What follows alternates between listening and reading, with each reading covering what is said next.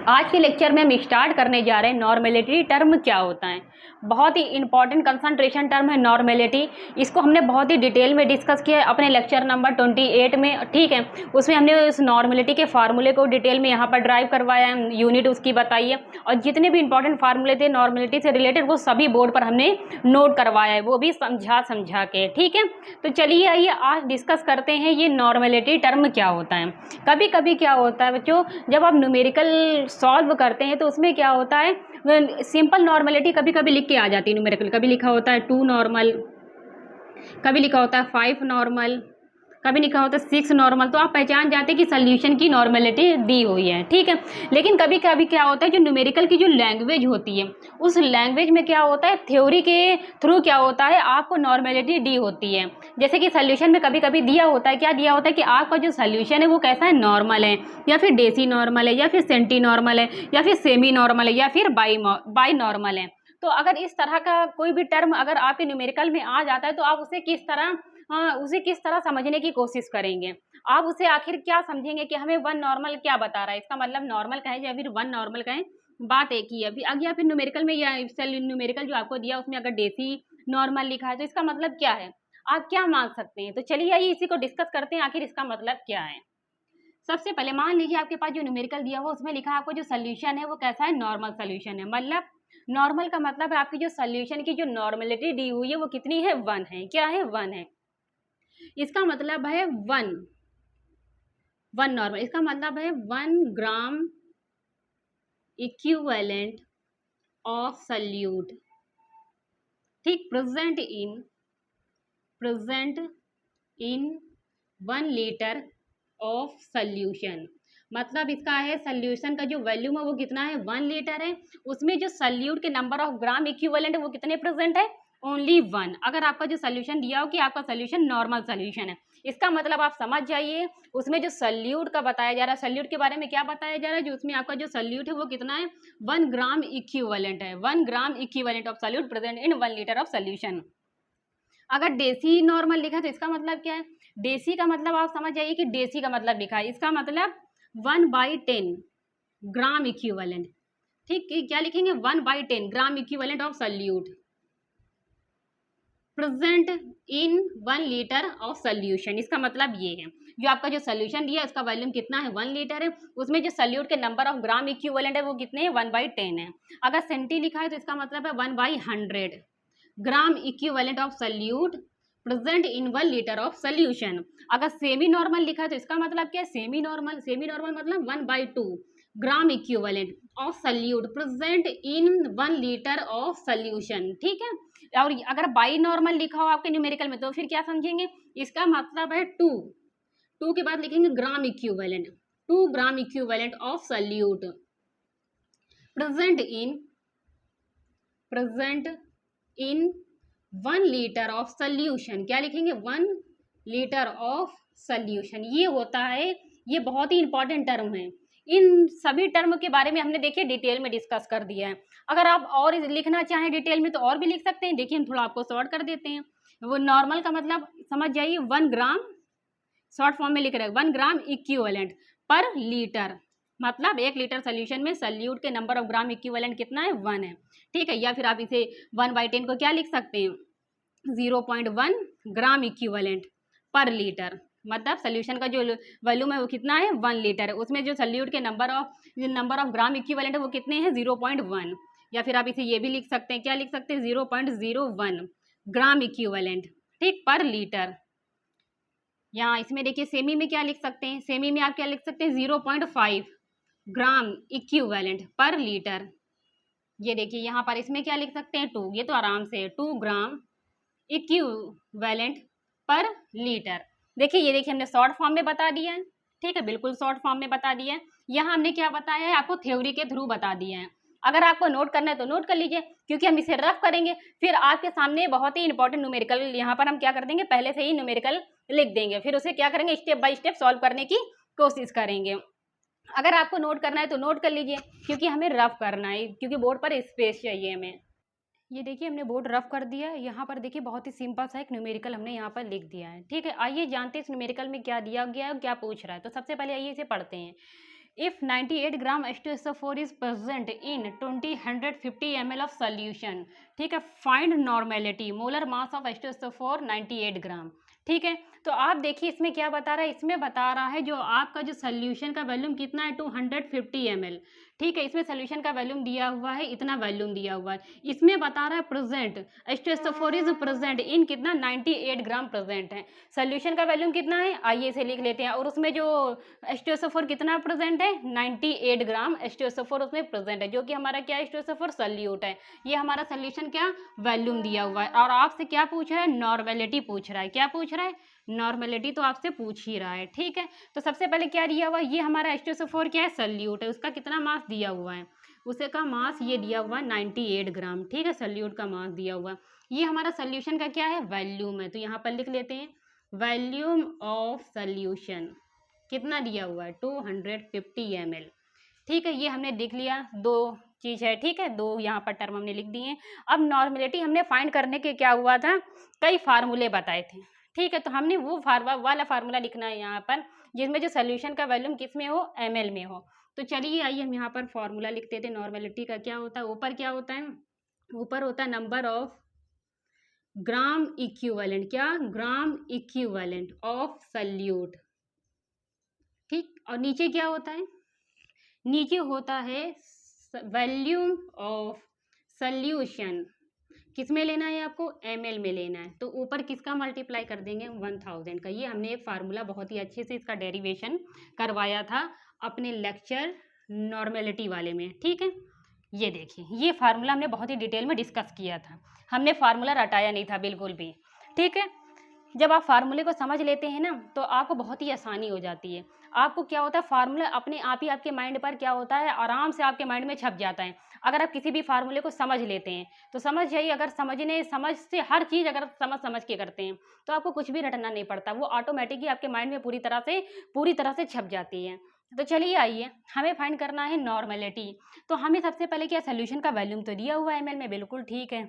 और क्या वो यहाँ पर जो सॉल्यूट का क्या मास दिया हुआ है, लेकिन हमें फाइंड क्या करना, हमें फाइंड करना है number of gram equivalent of solute. हमारा सॉल्यूट क्या है, इसमें H2SO4 है। ठीक है, तो हमें उसके आपको क्या पता है, यहाँ पर सॉल्यूट क्या है, H2SO4 है, यहाँ पर क्या है H2SO4 है। समझ जाइए हमारा जो सॉल्यूट बी को हम किससे दिखा रहे हैं, यहाँ पर हम जो हमारा जो सॉल्यूट है, सॉल्यूट को हम बी से रिप्रेजेंट कर रहे हैं, जो कि क्या है H2SO4 है। ठीक है, ये है हमारा सॉल्यूट। अब इसका आपको क्या है, ग्राम इक्विवेलेंट क्या करना पड़ेगा, फाइंड करना पड़ेगा, ग्राम इक्विवेलेंट। हमने ग्राम इक्विवेलेंट के लिए आपको क्या बताया था, किस तरह फाइंड करते हैं, हमने इसका फार्मूला क्या बताया था, जल्दी आइए उसको भी लिख लेते हैं। ग्राम इक्विवेलेंट आपको फाइंड करना है, तो इसके लिए हमने क्या बताया था, उसका क्या होगा, गिवन मास आपको दिया होगा, बिल्कुल सही, गिवन मास दिया होगा। नीचे क्या होगा, इक्विवेलेंट मास होगा, क्या होगा, इक्विवेलेंट मास, इक्विवेलेंट मास। ठीक है, तो हमें सबसे पहले क्या हुआ, ग्राम इक्विवेलेंट क्या फाइंड करने के लिए आपको क्या करना पड़ेगा, गिवन मास को और उसके इक्विवेलेंट मास से डिवाइड करना पड़ेगा। तो हमें सबसे पहले क्या फाइंड करना है, इक्विवेलेंट मास फाइंड करना। अब इक्विवेलेंट मास कैसे फाइंड करें, तो हमें ये क्या करना पड़ेगा, सब रफ करना पड़ेगा, क्योंकि हम फाइंड करने जा रहे हैं इक्विवेलेंट मास। तो चलिए आइए पहले हम इसे क्या करते हैं, सबको रफ कर देते हैं। आपको नोट करना है तो नोट कर लीजिए, क्योंकि हम सब रफ करने जा रहे हैं। तो चलिए आइए यहाँ पर हम लिख लेते हैं इक्विवेलेंट मास फाइंड करना है हमें, equivalent mass.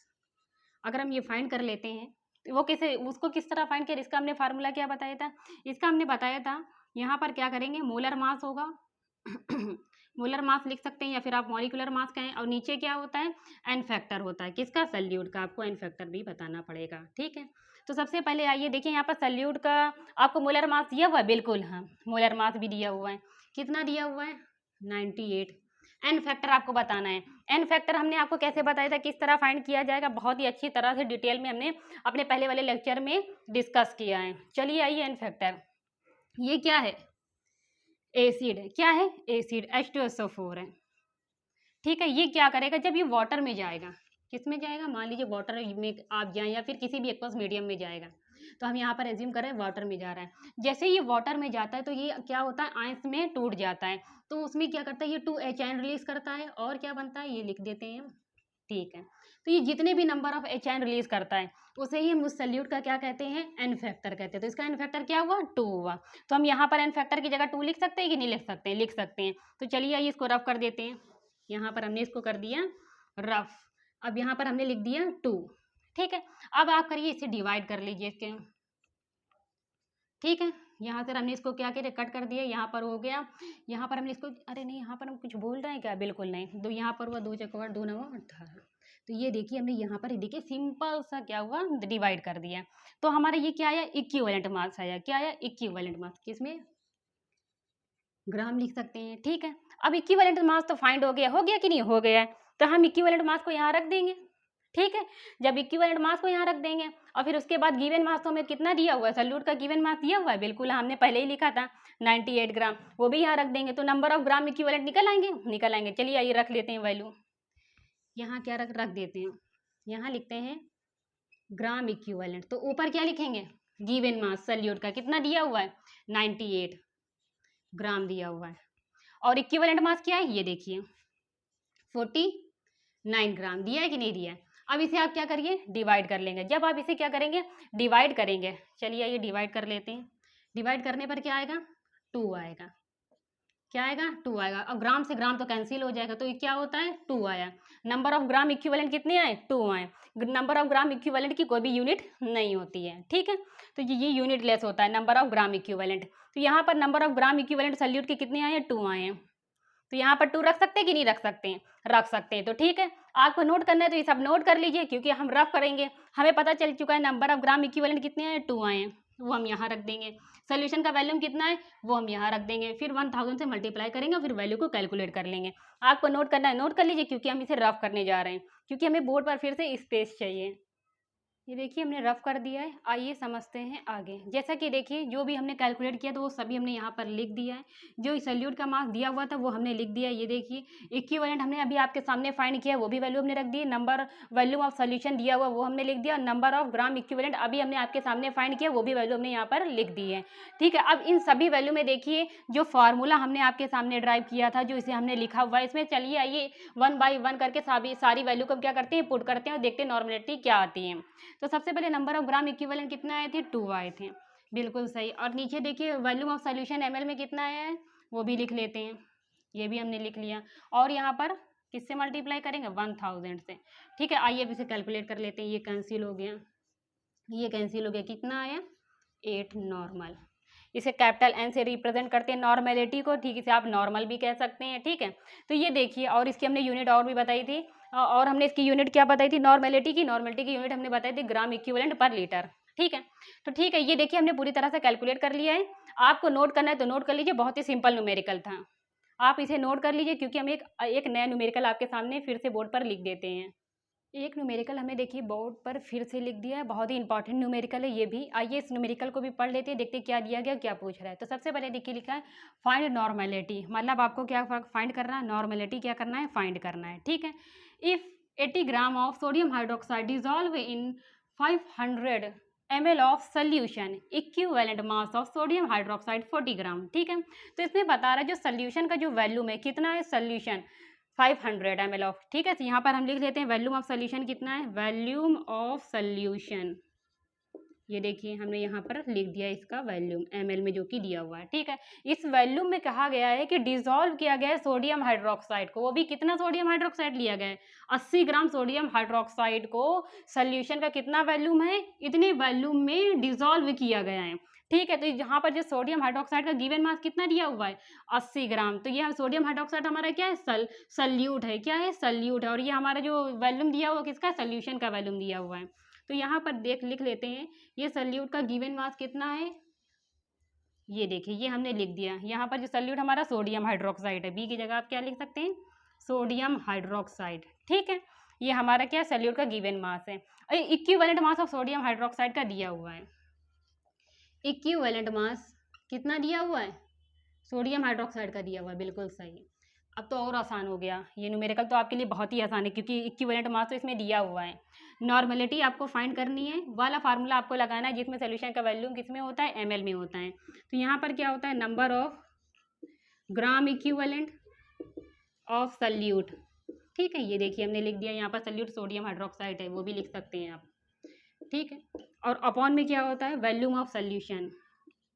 Volume of solution आपको किस में लेना है, ml में लेंगे, तो ऊपर से क्या होगा 1000 का यहाँ पर क्या हो जाता है, मल्टीप्लाई हो जाता है। तो चलिए आइए यहाँ पर देखिए नंबर ऑफ ग्राम इक्विवेलेंट हम कैसे फाइंड करेंगे, इसका फार्मूला हमने आपको बताया, डिटेल में डिस्कस किया है। तो चलिए आइए लिख लेते हैं, नंबर ऑफ ग्राम इक्विवेलेंट केवल फाइंड करना पड़ेगा।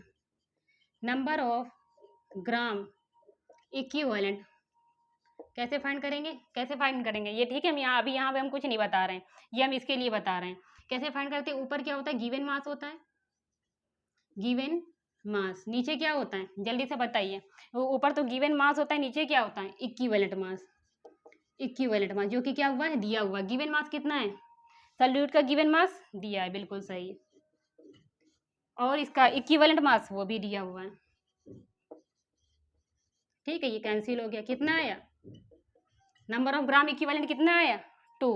ये वैल्यू को हम ऊपर पुट कर सकते हैं कि नहीं कर सकते, कर सकते हैं। आपको नोट करना है तो नंबर ऑफ ग्राम इक्विवेलेंट किस तरह फाइंड किया, नोट करना है तो नोट कर लीजिए, क्योंकि हम इसे रफ करने जा रहे हैं, क्योंकि हमें नॉर्मेलिटी फाइंड करनी है। आपको ये याद रखना कि 2 आया है। ठीक है, हमने ये देखिए ये रफ कर दिया है, यहाँ पर लिख देते हैं जो नंबर ऑफ ग्राम इक्विवेलेंट आए, कितने आए, नंबर ऑफ ग्राम इक्विवेलेंट कितना आया है, 2 आया है। ठीक है, तो चलिए आइए हम यहाँ पर क्या फाइंड करते हैं, नॉर्मेलिटी। इसका सबसे पहले हमने कितना आया, यहाँ पर लिख देते हैं 2, और उसके बाद 1000, और उसके बाद नीचे देखिए क्या है, वॉल्यूम ml में कितना दिया हुआ है, आइए ये देखिए हमने यहाँ पर लिख दिया है। आइए इसे कैलकुलेट कर लेते हैं जल्दी से, हो गया, कितना आया आप आराम से बता सकते हैं, 4 नॉर्मल। ठीक है, जो हमारा जो सॉल्यूशन है, सॉल्यूशन में देखिए इसमें क्या पूछा जा रहा था, नॉर्मेलिटी पूछा जा रहा था, फाइंड करना था नॉर्मेलिटी। तो देखिए हमने नॉर्मेलिटी क्या कर लिया है, फाइंड कर लिया है। आपको नोट करना है तो नोट कर लीजिए, हमने डिटेल में 2 न्यूमेरिकल बहुत ही अच्छी तरह से डिस्कस कर दिए हैं।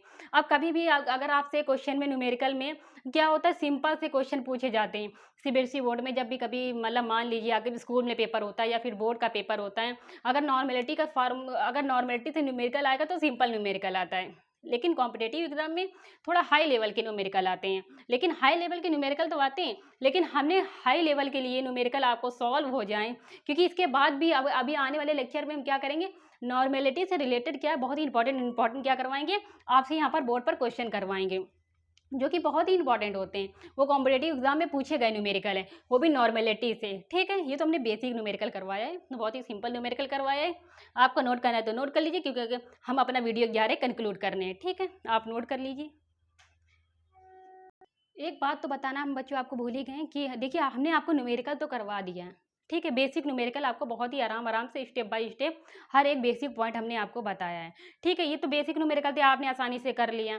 ठीक है, लेकिन हम अपने आने वाले लेक्चर में, मतलब जो हमारा अगला लेक्चर होगा, अगले लेक्चर में हम क्या डिस्कस करेंगे, हम डिस्कस करेंगे नॉर्मेलिटी।